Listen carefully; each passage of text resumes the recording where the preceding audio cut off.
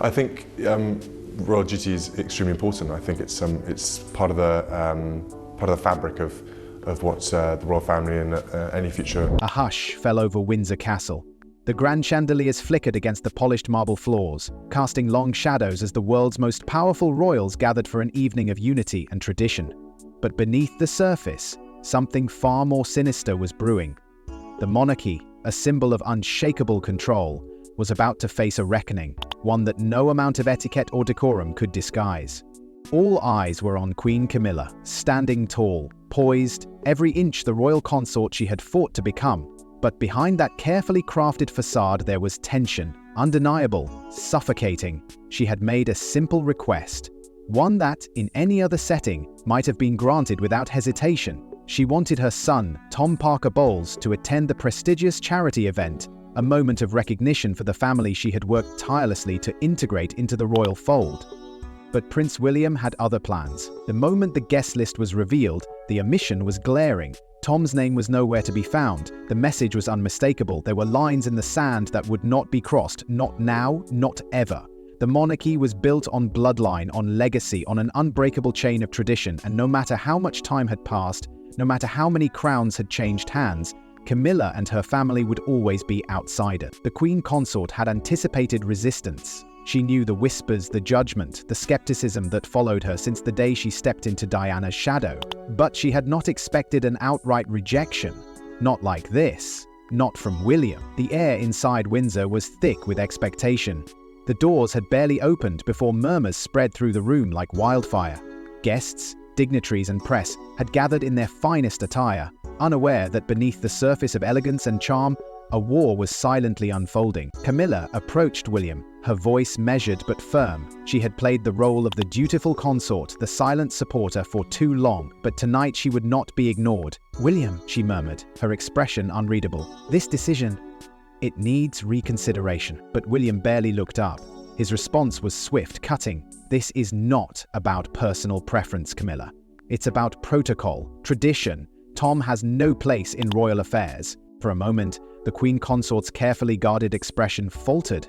She had endured years of scrutiny, years of proving her worth, of trying to blend her family into the rigid structure of the monarchy, and now, standing before the future King of England, she was being told in no uncertain terms that her past would never be erased. As guests arrived, cameras flashed, capturing the grandeur of the evening, the polished smiles, the carefully orchestrated unity. But behind the scenes, Camilla stood frozen, the weight of humiliation sinking in. And then came the final blow. Tom Parker Bowles had arrived, expecting entry alongside his mother.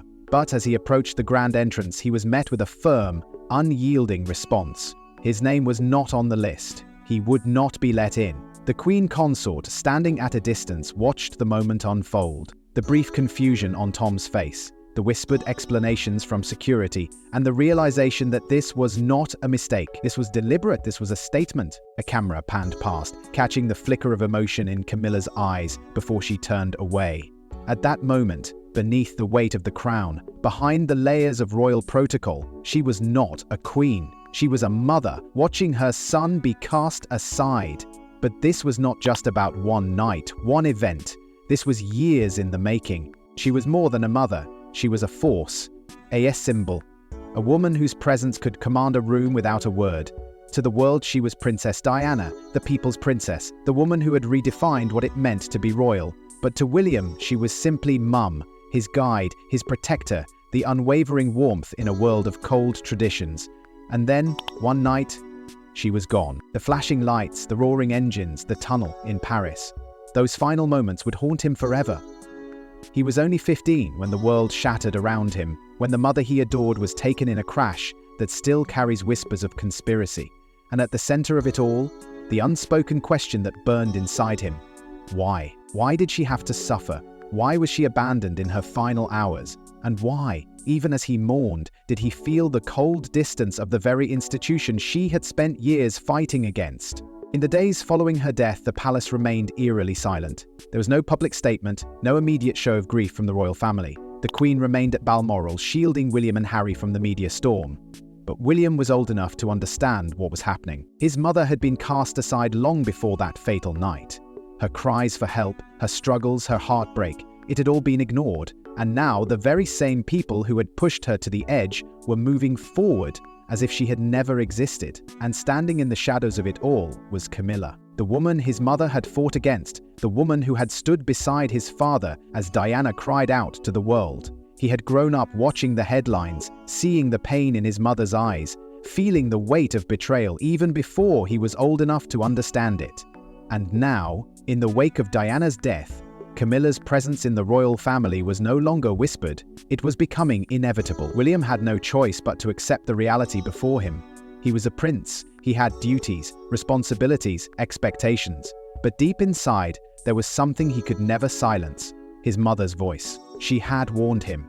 She had told the world that there were forces at play, that she had enemies in high places, and that she was not safe. And yet, here they were, moving on, rebuilding the monarchy's image as if she had been nothing more than a passing storm. Camilla was not to blame for Diana's death.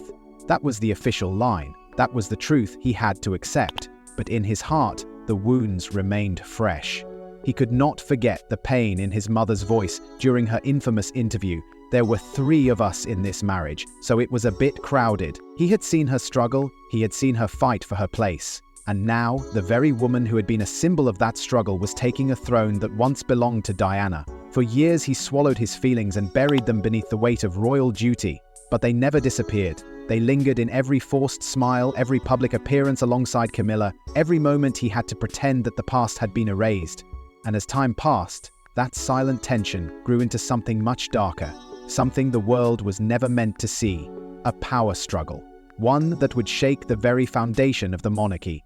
She was never supposed to wear the crown, not in the eyes of the public, not in the hearts of those who had mourned Diana, and certainly not in the mind of Prince William. Camilla had spent decades carefully walking a tightrope, always present, but never too visible, always loyal, but never fully embraced. The woman once cast as the villain of Diana's tragedy had been forced to play the long game, inching her way from scandal to acceptance, from mistress to wife, from duchess to queen consort. But the transition was never smooth. The world had not forgotten, and neither had William. To the public, she would always be an outsider, a woman whose presence reopened old wounds. Diana had been a force of nature, a princess adored by millions, a mother whose loss had shaken the foundations of the monarchy. And yet, the woman who had once been at the center of Diana's greatest pain was now taking the very seat she had once occupied. Camilla knew the weight of the crown she had fought for. She understood that every step she took would be scrutinized, every move analyzed for weakness. But she had spent a lifetime preparing for this moment. She had Charles's unwavering support, she had the machinery of the monarchy behind her, and slowly, carefully, she carved out her space, shaping her role with precision. For William, however, her rise was not a victory. It was a warning. As the years passed, he had watched her influence expand, her presence solidify. What had once been a quiet, tolerated existence was now undeniable. She was attending state functions, standing beside Charles at international engagements, representing the monarchy with growing authority. It was no longer just about the past. Camilla was shaping the future, and William could feel the weight of her presence pressing against the very traditions he was sworn to uphold. Behind closed doors, their interactions were civil but cold. There were no outbursts, no public clashes. But there was tension, a silent, suffocating resistance. William had been raised to respect duty, to follow the unspoken rules that bound the monarchy together. But this felt like a betrayal of everything he had been taught. He had tolerated Camilla's presence out of respect for his father. He had played the role expected of him, smiled when necessary, and stood beside her in public. But he had never accepted her. And as her power grew, as her influence became undeniable, his unease deepened. Because it was no longer just about Diana's memory. It was about the monarchy itself. William had always envisioned the future of the crown in his own way. A monarchy that honored tradition but embraced modernity. A monarchy that learned from its past, not one that erased it. And yet, with every passing day, Camilla's position became more entrenched. The institution was evolving, but in a direction that felt dangerously close to rewriting history. And then came the breaking point, the event that shattered all pretenses of unity. Windsor Castle had seen its share of history, moments of triumph, scandal, and quiet betrayal. But on this night, the air was different. The halls were lined with dignitaries, the scent of prestige lingering in the air. A grand charity event, meant to be a celebration of unity, was unfolding under the glare of flashing cameras. Every polished smile and every carefully curated moment was a performance, a display of tradition, continuity, of power. But beneath the surface, something else was brewing. Because this night wasn't just about charity, it was about power, control. A silent war that had been simmering for years was now on the verge of boiling over. Camilla had made a request, a simple one, or so she thought. She wanted her son, Tom Parker Bowles, to be on the guest list, a gesture of recognition, a step toward integrating her family into the royal fold. After all, she was Queen Consort now. This was not an outrageous demand. But Prince William saw it differently. The monarchy was built on blood, lineage, unwavering tradition. To William, there were rules that even the Queen Consort could not rewrite. And so when Camilla pressed for Tom's inclusion, William didn't hesitate. No, the answer was final. The decision was made. For those within the palace, the rejection sent shockwaves through the very foundations of the institution. This was not a private disagreement. This was a statement, one that even Camilla, with all her newfound power, could not ignore. Still, she held her ground. She tried, through the channels of royal diplomacy, to appeal to reason, to find compromise. But William was immovable. Only bloodline royals should attend, he insisted. There was no room for negotiation, no space for blurred lines. And so the night arrived. The castle doors swung open to welcome the world. Flashbulbs exploded in the cold evening air as guests stepped onto the gleaming marble floors. Everything was meticulously planned, every detail designed to showcase harmony, elegance, and strength. But behind the glittering facade, a quiet humiliation was unfolding. Tom Parker Bowles arrived at Windsor, expecting to walk through those grand doors alongside his mother, expecting to stand beside the family that his mother had fought so hard to integrate him into. But when he stepped forward, he was met with a firm, unwavering response. His name was not on the list. The moment stretched into eternity. The royal security, always professional, did not explain the protocol. There was no mistake, no oversight. He was simply not permitted to enter. And just like that, Camilla's carefully crafted world cracked. Inside, she was playing her role, smiling for the cameras, greeting guests, and keeping up the illusion that everything was as it should be. But outside, her son was standing in the cold, humiliated before the very institution she had worked so tirelessly to be accepted into. She knew the cameras were watching, knew that the whispers would spread before the night was over. Yet she could do nothing. To fight back, to cause a scene, would only make things worse. And so, she did what every royal before her had been trained to do. She endured. But this was not just a public embarrassment. This was a direct statement from William. Prince William had spent his entire life preparing for a future where duty outweighed personal sentiment. Every lesson, every public appearance, every carefully measured word was a reminder that he was not just a prince, he was a future king. And with that future came an unshakable responsibility to protect the monarchy no matter the cost. So when the moment came to take a stand against Queen Camilla, it wasn't driven by emotion. It wasn't about revenge or personal grudges. It was strategy, a move years in the making. Insiders who witnessed the fallout of the Windsor charity event knew one thing: this was not an impulsive act.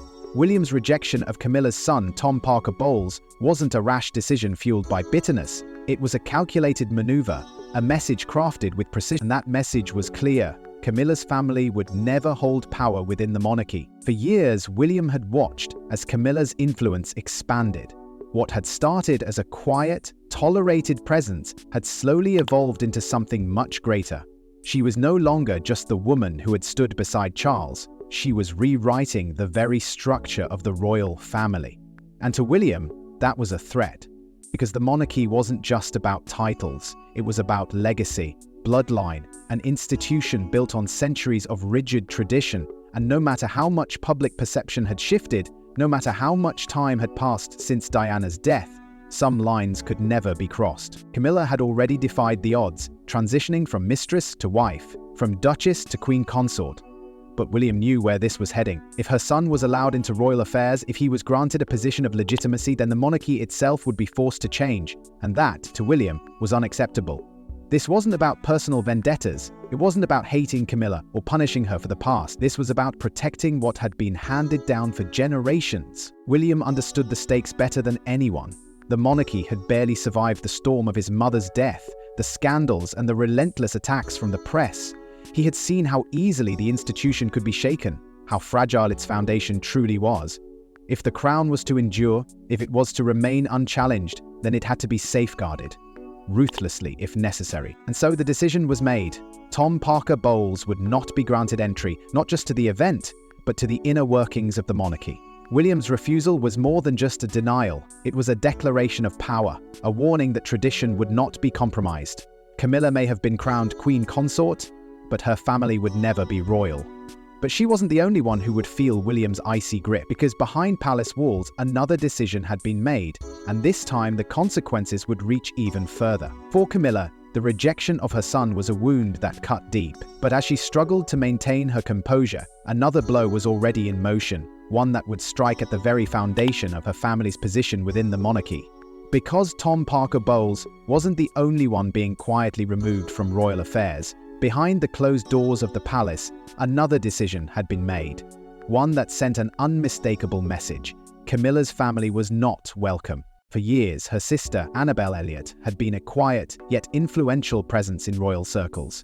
A respected interior designer, she had played a key role in overseeing the decor of several royal estates. Under King Charles, she had been entrusted with managing design projects for the Duchy of Cornwall, a lucrative, prestigious position that placed her within the royal financial ecosystem. But then Charles became king and William became the new Duke of Cornwall, and suddenly everything changed. William wasted no time in making his stance clear. The moment he assumed control of the duchy, Annabel's long-standing contract was quietly reviewed. No official explanation was given, no dramatic confrontation, just a simple, clinical decision. Her services would no longer be required. It was a clean break, a severing of ties that many saw as more than just a financial decision, because Annabel's removal wasn't just about money, it was about control. To the public, it was easy to frame this as a matter of efficiency. A young, modern duke streamlining operations, ensuring that the monarchy's finances were handled with transparency.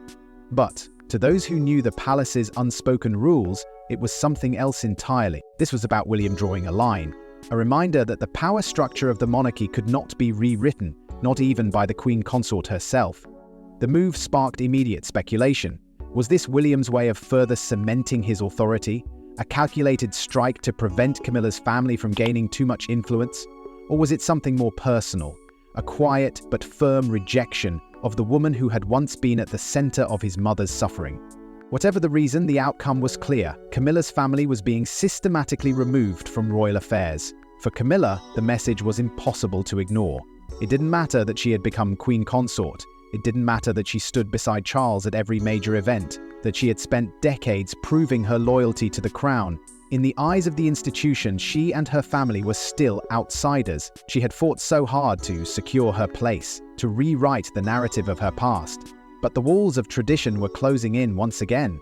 And as tensions reached their breaking point, there was only one person left who could bring stability to the monarchy: King Charles. But what would he do? Would he stand by his wife, risking division within his own family? Or would he choose the path of least resistance, preserving the institution at the cost of Camilla's legacy? The answer would shape the future of the monarchy, and the stakes had never been higher. For King Charles, ruling a nation was one thing, ruling his own family is an entirely different battle. The weight of the crown had barely settled on his head, yet already he found himself navigating treacherous waters.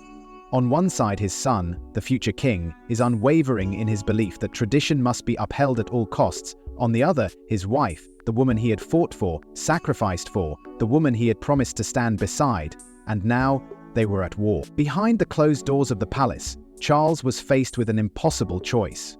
His son's defiance had shaken the very foundation of Camilla's standing in the monarchy. First, the humiliation of her son, then the quiet dismissal of her sister. William's actions had been swift, deliberate, and unrelenting. And for the first time, Camilla, his steadfast companion, the woman who had endured decades of scrutiny, was breaking under the weight of it all. Insiders close to the palace whispered that Charles was torn. He understood William's reasoning and saw the logic in maintaining a strict division between monarchy and personal affairs. The institution could not bend to sentiment, and yet he could not ignore the pain in Camilla's eyes, the quiet betrayal she felt after everything she had done to prove herself. A private meeting was called. Behind closed doors, Charles sat between his wife and his son, the tension in the room thick enough to suffocate. He listened, as he always had, his face composed, his words measured. Camilla, still reeling from the humiliation of Windsor, made her case. This wasn't just about her family, it was about respect. She was his wife, his queen. How could she be expected to stand beside him, knowing that her blood was being cast aside? But William did not waver. He had seen firsthand what happened when emotion ruled over duty. He had watched his mother crumble under the pressures of a system that had never truly protected her. He would not allow the same mistakes to be repeated. "Tradition must come first," he said, his voice calm, unwavering. "The crown is not a family business, it is a legacy." Charles sat in silence, absorbing the weight of his son's words. He knew the truth in them. The monarchy was not built on personal favor, on sentimentality. It was built on rules, unyielding, unchangeable. And yet in that moment, as he looked at his wife, the woman who had waited decades for her place by his side, he saw something he never wanted to see. Defeat. Camilla was many things, but she was no fool. She understood what was happening. No matter how hard she had fought, no matter how much she had endured, she would never truly be part of the monarchy's core. Not in the way Diana had been. Not in the way William believed the royal family should be structured. So she did what she had always done. She swallowed the pain, lifted her chin, and complied. Charles, ever the diplomat, smoothed over the meeting with carefully chosen words. A plea for unity, for discretion. This was a family matter, he reminded them. The world could never know of the fractures forming beneath the surface. But no matter how well they tried to cover it up, no matter how polished the public appearances, how carefully rehearsed the smiles, the world saw the cracks in the royal family. The illusion of unity had shattered. The palace, a fortress built on centuries of carefully crafted tradition, now found itself at the center of a storm it could no longer control. The world was watching, closer than ever, and the cracks within the royal family were no longer whispers behind closed doors. They were front-page headlines. The media erupted, seizing on every detail of the growing divide between Prince William and Queen Camilla. The rejection of Tom Parker Bowles, the quiet dismissal of Annabel Elliot, the tense power struggle behind the walls of Windsor. It was no longer a question of whether a rift existed. It was a matter of how deep it ran. Tabloids painted a kingdom at war. Some framed William as the unyielding defender of royal tradition, standing firm against a new wave of modern influence. Others portrayed him as ruthless, wielding his power without mercy, stripping Camilla of any claim beyond the title she had fought so hard to earn. And then there was social media, where the battle took on a life of its own. The debates were relentless. Supporters of William flooded platforms with praise, calling him the last true protector of the monarchy's legacy. They argued that he was doing what needed to be done, preserving the sanctity of the royal bloodline and ensuring that the crown remained untarnished by personal alliances. But the other side was just as loud. To them, William's actions were nothing short of calculated cruelty, a deliberate attempt to remind Camilla, even in her highest moment, that she would never be Diana, that she and her family would always be second-class royals, no matter how close to the throne they stood. The palace, in its usual fashion, remained silent. No official statements, no clarifications, just the same measured smiles at public engagements, the same well-rehearsed displays of unity. But the silence only fueled the speculation. What did this mean for Camilla's future as queen? For years, she had fought for legitimacy, endured the scorn of the public, and weathered relentless scrutiny. And yet, despite the crown resting on her head, the battle was far from over. She had the title, but did she truly have power?